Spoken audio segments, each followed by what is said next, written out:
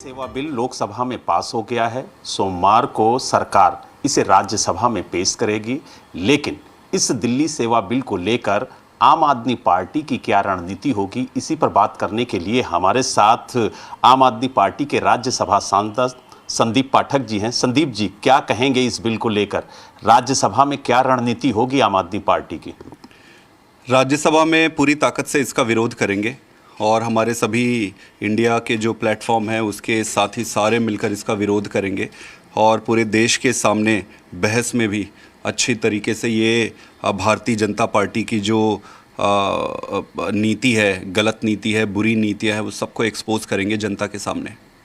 अगर बात की जाए तो कल दिल्ली के मुख्यमंत्री और आम आदमी पार्टी के राष्ट्रीय संयोजक अरविंद केजरीवाल ने भी ट्वीट करके कहा कि सरकार के पास इस बिल को लेकर के कोई ठोस तर्क नहीं है और इंडिया ऐसा नहीं होने देगा।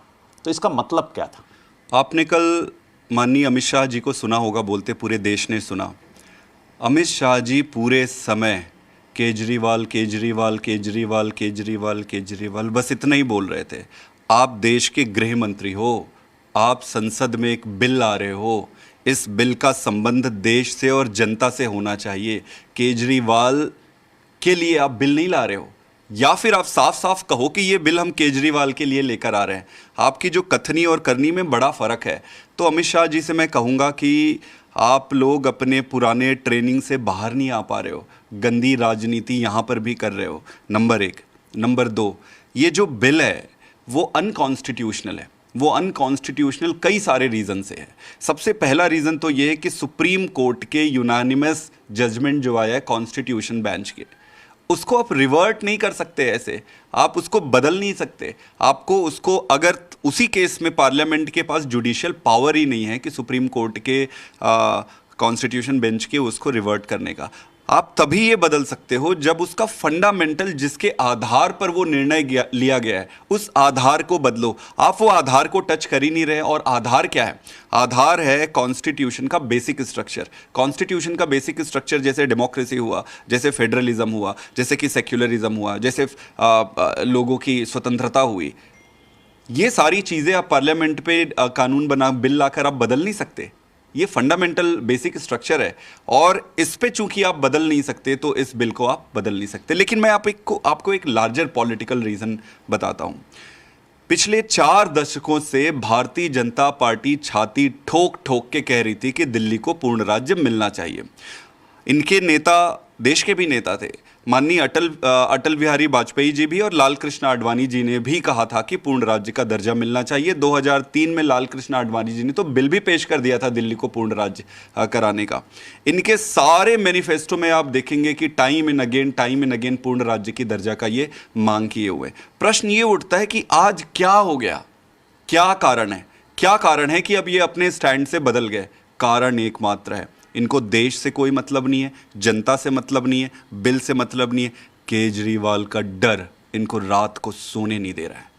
लेकिन जिस तरीके से विपक्ष सवाल खड़े कर रहा है उसको लेकर के जो गृह मंत्री हैं अमित शाह जी, उन्होंने साफ तौर से कहा कि जो नियम 239 AA3B है उसके तहत केंद्र सरकार कोई भी कानून बना सकती है। अभी सुप्रीम कोर्ट का जजमेंट आया था 239 AA, एक क्लॉज है जिसमें कि 3 चीज़ों को छोड़कर सारी चीज़ें सरकार के अंदर आती है। उसमें से आप पुलिस ले सकते हैं, पब्लिक ऑर्डर ले सकते हैं और लैंड हो सकता है। इन तीनों को छोड़कर सारी चीज़ें सरकार के अधीन ही आती है। इन्होंने 2015 में उसको नोटिफिकेशन करके रिवर्स कर दिया। क्यों रिवर्स कर दिया? क्योंकि केजरीवाल इतने काम कर रहा है। अब इनको लगा यार कि इस आदमी को चुनाव में हराना तो मुश्किल हो गया, अब क्या करें? बोले एक बार और चुनाव लड़ो। चुनाव लड़ते गए, हारते गए, लड़ते गए, हारते, अब इनको समझ ही नहीं आ रहा है। और फिर बोले यार ये आदमी तो बड़ा अच्छा काम कर रहा है, अब इसके काम को रोको पहले। तो फिर सर्विसेज छीन लिया, सर्विसेज छीन के काम को रोकने का प्रयास किया गया। अब काम को रोक लिया, इनके नेताओं को जेल में डाल दिया, अब वापस से ये बिल लाकर इस पे कब्जा। तो ये बहुत ही हीनियस क्राइम है देश की प्रजातंत्र के खिलाफ। एक आखिरी सवाल, कल सरकार ने INDIA यानी इंडिया पर भी हमला किया और कहा कि 2024 के चुनाव में एक बार फिर मोदी जी जीत कर आएंगे। मैं वही तो सोच रहा था, आप बिल लेकर आए हो, आप बिल के बारे में बात करिए। आप इतना डरे हुए क्यों हो भाई? 24 घंटे India India Kejriwal, India Kejriwal, India Kejriwal, India. बाहर निकलो, डरो मत इतना। इनका बार बार इंडिया को लेकर अटैक करना, इंडिया का नाम लेना, सदन में जब चुनाव पर कोई बहस ही नहीं हो रही है तब आप बिल के बारे में बात करो। अगर आपके पास इनका पूरा स्पीच सुनिए,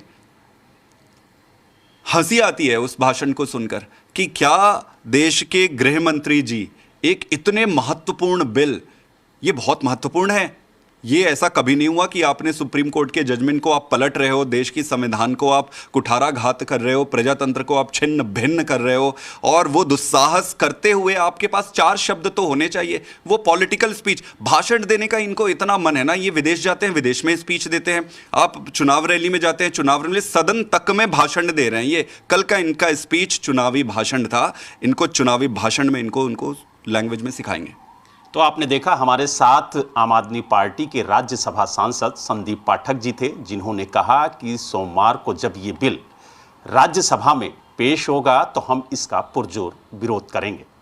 दिल्ली से वीडियो जर्नलिस्ट राहुल के साथ बलराम पांडे, जी मीडिया।